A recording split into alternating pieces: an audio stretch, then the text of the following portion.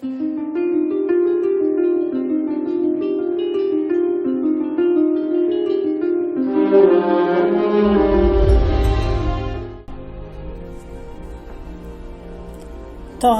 Murod. Otamdan qolgan dalalar. Yer. Insonni boqqan ham yer, insonni ko'mgan ham yer.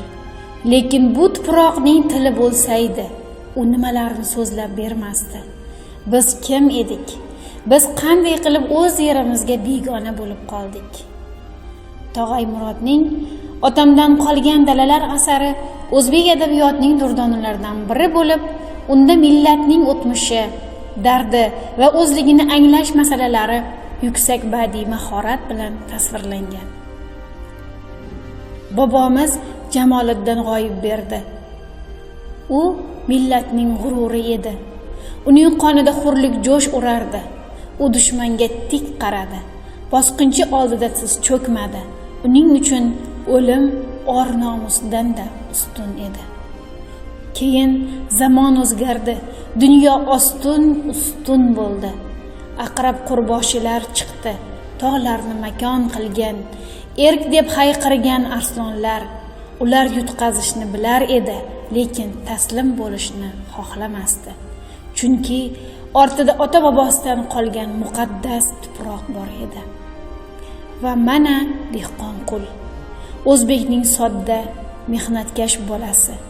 U yerga sig'indi, u mehnatga sig'indi. Uni qahramon deyishdi, ko'kragiga yaltiroq metallar taqishdi. Lekin hech kim so'ramadi. Ey Dehqonqul, nega ko'zingda yosh?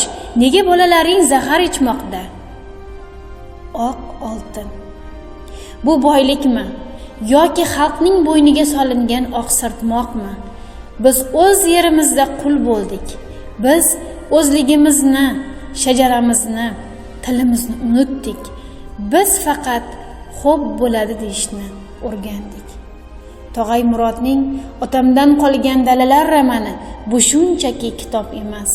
Bu millatning ochiq yarasi. Bu o'zlikka qaytish hayqirig'i. Bu xalqning zamonlar o'tsa-da simillab og'riq beruvchi achchiq taqdir yo'li. O'qing, biz tavsiya etamiz.